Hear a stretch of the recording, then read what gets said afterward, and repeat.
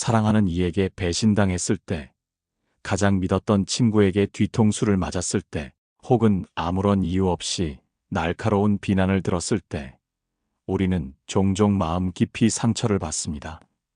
그 상처는 단순히 육체적인 아픔이 아니라 우리의 영혼 깊숙이 파고들어 분노와 좌절, 그리고 때로는 깊은 절망감을 안겨줍니다. 그 분노는 시간이 지남에 따라 점차 응어리지고 복수에 대한 강렬한 열망으로 변질되기도 합니다. 우리는 상상 속에서 복수를 계획하고 상대방이 우리가 겪었던 고통을 그대로 느끼기를 바랍니다. 하지만 과연 그러한 복수가 우리에게 진정한 평화를 가져다 줄까요? 복수심에 사로잡힌 삶은 결국 우리 자신을 갉아먹는 독과 같다는 것을 우리는 어렴풋이 알고 있습니다.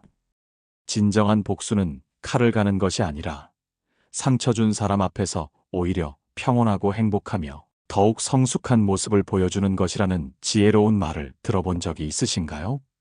고대 그리스의 위대한 철학자 에피쿠로스는 이렇게 말했습니다.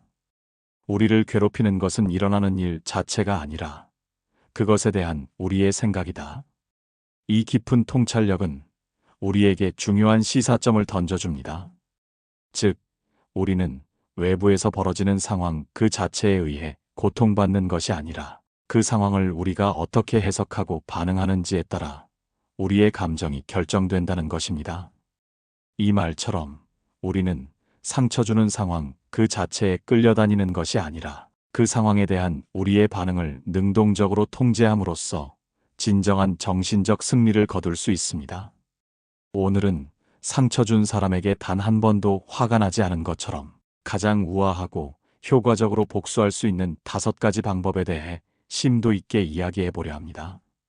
이 방법들은 단순히 분노를 해소하는 것을 넘어 우리 자신의 삶을 더욱 풍요롭고 의미 있게 만들며 내면의 깊은 평화와 자존감을 회복하는 소중한 여정이 될 것입니다. 첫 번째 방법은 완벽한 무관심입니다. 누군가에게 마음 깊이 상처를 받았을 때 우리는 본능적으로 그 상처를 준 사람에게 우리의 고통과 분노를 생생하게 드러내고 싶어 합니다. 우리는 그들이 우리가 얼마나 아파하는지, 얼마나 상처받았는지 절절히 깨닫기를 바라고 우리의 격렬한 분노를 직접적으로 느끼기를 원합니다. 이러한 감정의 표출을 통해 상대방에게 죄책감을 주거나 후회하게 만들 수 있다고 생각하기도 합니다. 하지만 아이러니하게도 바로 이러한 감정의 격렬한 표출이야말로 상대방에게는 일종의 교활한 승리가 될 수 있습니다. 그들은 우리가 자신들의 무례하거나 잔인한 행동에 의해 크게 흔들리고 있다는 사실에서 자신이 의도했던 대로 상대방에게 영향을 미쳤다는 만족감이나 우월감을 느낄 수도 있기 때문입니다. 진정한 복수는 바로 그들의 존재 자체를 당신의 의식 속에서 지워버리고 인식하지 않는 것입니다.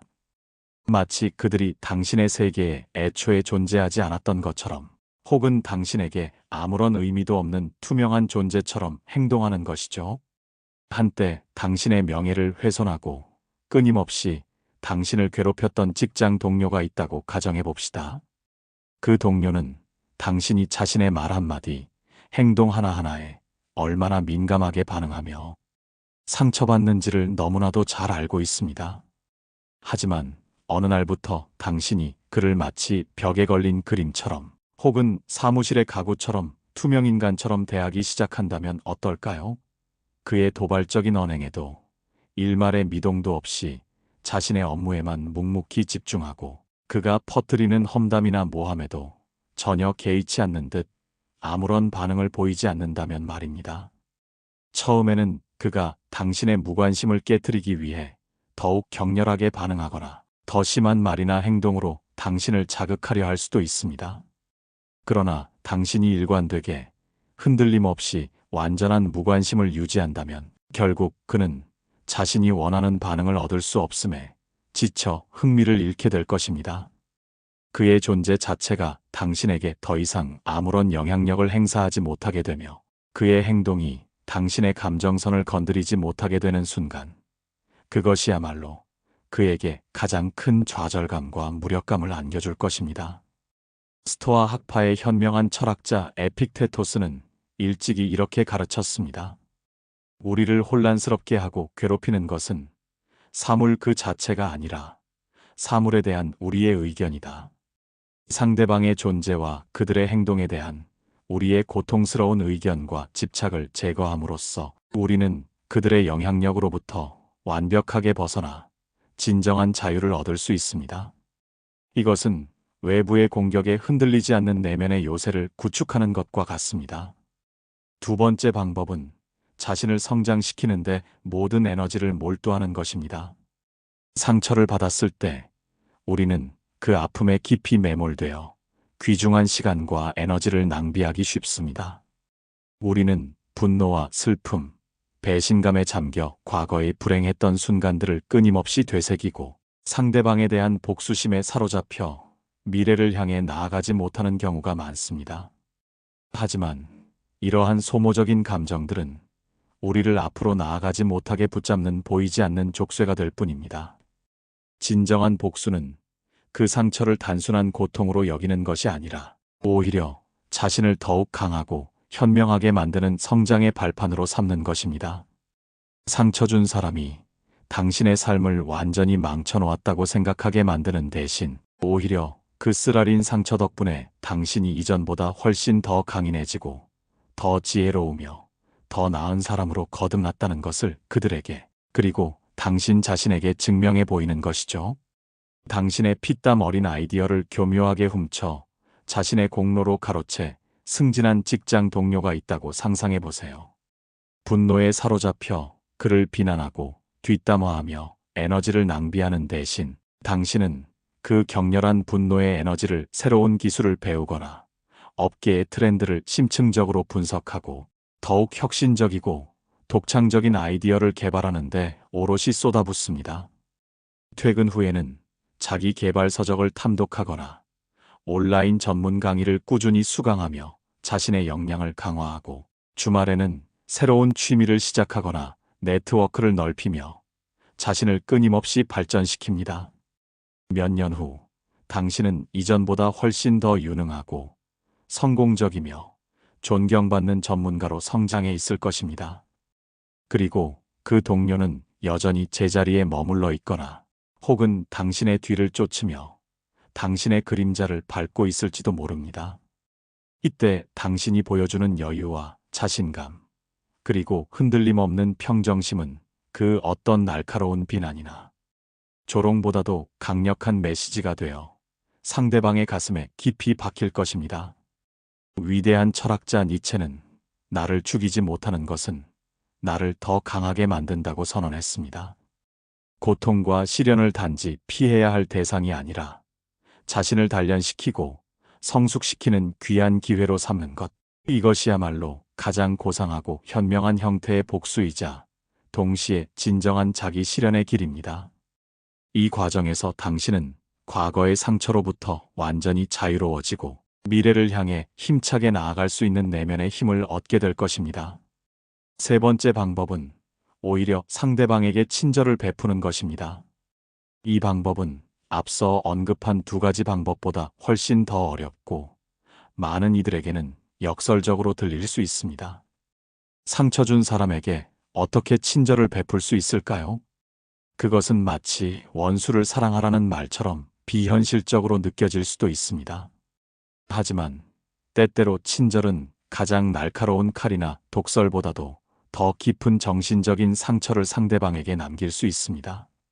상대방은 당신의 적의를, 당신의 분노를, 당신의 증오심을 기대하고 있을 것입니다. 그들은 당신이 격렬하게 반응하고 당신이 상처받아 고통스러워하며 당신이 복수를 맹세할 것이라고 예상하고 있을 것입니다.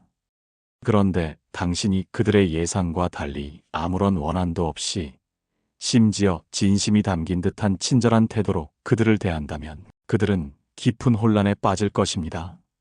그들의 도덕적 나침반이 흔들리고 자신의 비열한 행동이 과연 정당했는지 혹은 얼마나 잘못된 것이었는지 깊이 되돌아보게 만들 수도 있습니다.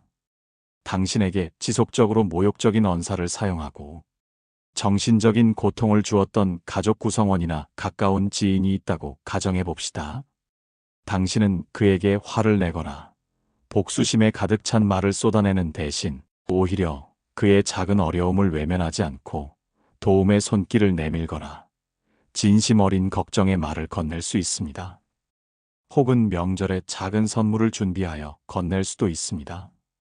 처음에는 그가 당신의 의도를 의심하고 혹시 다른 속셈이 있는 것은 아닌지 경계할 수도 있습니다. 하지만 당신의 친절이 꾸준하고 계산적이지 않으며 진심으로 우러나온 것이라고 느껴진다면 그는 점차 자신의 과거 행동을 반성하게 될 것입니다. 자신의 행동이 얼마나 비겁하고 어리석었는지, 얼마나 당신에게 불필요한 고통을 주었는지 깨닫는 순간 그 내면에서 솟아나는 죄책감과 후회는 그 어떤 직접적인 복수보다도 더 크고 견디기 힘든 고통을 그에게 안겨줄 수 있습니다. 물론 모든 사람이 이러한 깊은 반성적인 반응을 보이는 것은 아닙니다. 어떤 사람들은 당신의 친절을 오히려 약점으로 보고 더 심하게 당신을 이용하려 들거나 당신의 호의를 무시할 수도 있습니다. 그러나 당신의 친절은 비록 그들의 행동을 즉각적으로 변화시키지 못하더라도 당신 자신의 내면을 평화롭고 고결하게 유지하는 데는 분명히 성공할 것입니다. 유교 사상의 핵심 원리 중 하나인 극기복례는 자신의 사사로운 욕심과 감정을 극복하고 예의를 회복한다는 뜻을 가지고 있습니다. 이는 남에게 복수하려는 마음이나 악의적인 감정 대신 자기 자신을 다스려 도리에 맞는 올바른 행동을 하는 것이야말로 진정한 승리이자 고결한 인격의 완성임을 보여줍니다. 이러한 친절은 당신의 인격을 더욱 고양시키는 동시에 상대방에게는 당신의 위대함을 알리는 강력한 선언이 됩니다. 네 번째 방법은 자신의 행복을 적극적으로 추구하고 만끽하는 것입니다.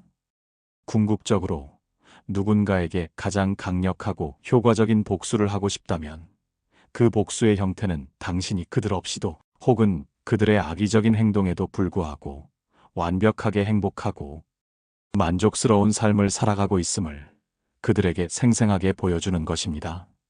상처 준 사람들은 대개 당신이 자신들 때문에 불행해지고 고통받으며 좌절하기를 간절히 바랄지도 모릅니다. 그들이 당신에게 상처를 준 근본적인 목적 자체가 당신의 행복과 평화를 앗아가는 것이었을 수도 있습니다.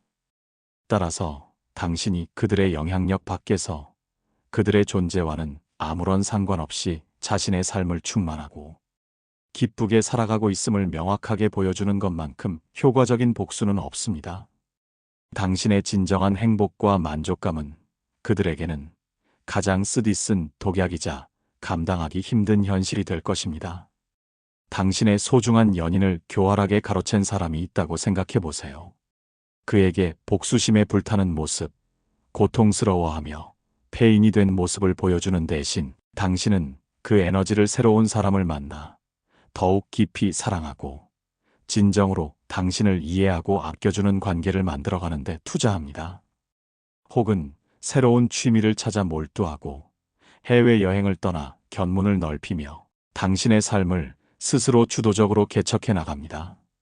당신은 소셜미디어에 당신의 빛나는 미소와 행복한 순간들을 아낌없이 공유하고 주변 사람들과 긍정적이고 건설적인 관계를 맺으며 당신의 삶이 얼마나 풍요로워졌는지 간접적으로 보여줍니다. 당신의 전 연인을 가로챈 그 사람이 당신의 행복하고 충만한 모습을 보게 될 때 그들은 자신들의 행동이 당신에게 아무런 부정적인 영향도 미치지 못했으며 오히려 당신이 그들 덕분에 혹은 그들과의 관계를 정리한 덕분에 더 나은 삶을 살게 되었다는 착각마저 불러일으킬 수 있습니다. 당신의 행복은 그들에게 질투와 깊은 후회, 그리고 자신이 저지른 행동의 무의미함을 깨닫게 하는 가장 강력한 형태의 복수를 선사합니다.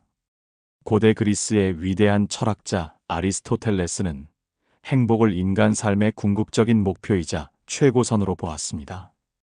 그는 진정한 행복은 외부의 부나 명예와 같은 조건에 달려있는 것이 아니라 우리 자신의 이성적인 선택과 올바른 행동, 그리고 탁월한 덕성을 통해 성취될 수 있다고 강조했습니다. 우리의 행복은 외부의 그 어떤 요소나 인물에 의해서도 좌우될 수 없으며 오직 우리 자신의 내면적인 힘과 의지에 달려 있음을 잊지 말아야 합니다. 5번째 방법은 자신을 용서하고 과거의 모든 짐을 놓아주는 것입니다. 이 방법은 단순히 상대방에게 복수하는 것을 넘어 자기 자신을 오랜 고통과 속박으로부터 완전히 해방시키는 가장 중요하고 궁극적인 단계입니다. 누군가에게 깊은 상처를 받았을 때 우리는 종종 그 상황에서 우리 자신의 부족함이나 실수를 발견하며 스스로를 비난하게 됩니다. 왜 그때 그렇게 어리석게 행동했을까? 왜 좀 더 현명하게 대처하지 못했을까? 왜 저 사람을 그렇게 쉽게 믿었을까? 와 같은 자책과 후회는 우리를 끊임없이 과거의 고통스러운 순간에 묶어둡니다. 그리고 상대방에 대한 깊은 분노와 원망, 복수심은 우리의 소중한 정신적 에너지를 끊임없이 고갈시키고 우리의 마음을 병들게 하며 삶의 다른 중요한 부분들까지도 황폐하게 만들 수 있습니다. 진정한 복수는 바로 그 모든 부정적인 감정의 무거운 짐을 내려놓고 우리 자신을 온전히 용서하며 과거의 아픔과 집착에서 완전히 벗어나는 것입니다. 당신이 과거의 상처와 그로 인한 고통스러운 감정으로부터 자유로워지는 순간, 비로소 당신은 온전히 현재를 살고 새로운 가능성이 가득한 미래를 향해 힘차게 나아갈 수 있습니다. 당신에게 엄청난 재정적 손실을 입히고 도망간 무책임한 사업 파트너가 있다고 상상해 보세요. 당신은 그를 끝없이 원망하고 증오하며 복수심에 불타는 나날을 보낼 수 있습니다. 하지만 이러한 소모적인 감정들은 당신의 마음 속에 독을 퍼뜨릴 뿐이며 결국 당신 자신을 파괴할 것입니다. 당신은 아마 잠 못 이루고 식욕을 잃으며 주변 사람들과의 관계도 망가뜨릴 수 있습니다. 대신 당신은 그 아픈 사건을 쓰디쓴 교훈으로 삼고 당신 자신의 부족함이나 실수를 인정하며 스스로를 용서합니다. 당신의 실수였든 상대방의 명백한 잘못이었든 과거는 이미 되돌릴 수 없는 지나간 시간임을 담담히 인정하는 것이죠. 그리고 그 분노와 좌절의 에너지를 새로운 사업 기회를 모색하거나 투자에 대한 전문 지식을 심층적으로 공부하거나 재정 관리에 대한 지혜를 쌓는 데 집중합니다.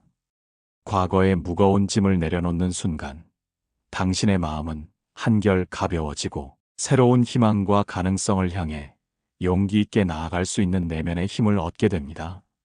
이것은 상대방에게 직접적으로 복수하는 행위가 아니라 당신 자신에게 진정한 자유와 평화를 선물하는 것입니다.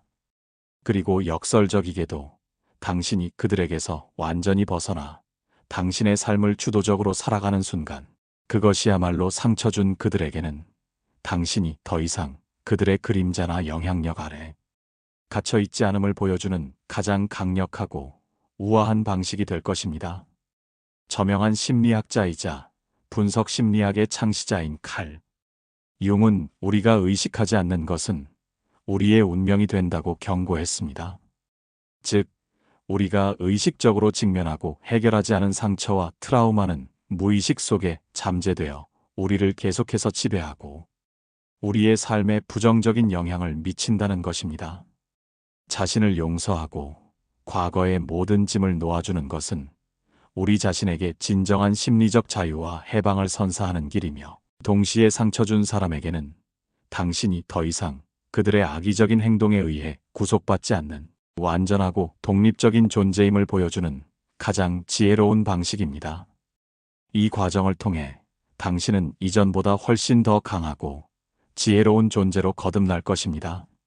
사랑하는 이에게 배신당했을 때, 가장 믿었던 사람에게 상처받았을 때, 그 아픔은 마음 깊숙이 우리를 무너뜨립니다. 하지만 기억하세요. 그 순간에도 우리는 두 가지 선택을 할 수 있습니다. 상처와 분노에 매여 스스로를 갉아먹을 것인가, 아니면 그 고통을 발판 삼아 더 단단하고 성숙한 내가 될 것인가. 복수심은 잠시 불을 지피지만 결국 그 불은 나 자신을 태웁니다. 진짜 복수는 상대를 무너뜨리는 게 아니라 내가 더 평온하고 행복하게 살아가는 것입니다. 무관심으로 흔들리지 않고 성장으로 더 강해지고 때로는 친절로 상대를 혼란스럽게 하며 내 행복을 스스로 개척하고 마지막에는 나 자신을 용서하는 것. 이 5가지 길이야말로 상처를 넘어서 진정으로 자유로워지는 길입니다. 결국 가장 멋진 복수는 이것입니다. 당신은 나를 무너뜨리지 못했다. 내가 평화롭고 행복하고 더 성숙한 모습으로 살아가는 것. 그것이야말로 가장 우아한 승리입니다. 긴 이야기 함께 걸어주셔서 고맙습니다. 이 마음이 닿았다면 앞으로도 함께 걸을 수 있도록 구독과 좋아요로 마음을 나눠주세요. 철학의 울림이었습니다.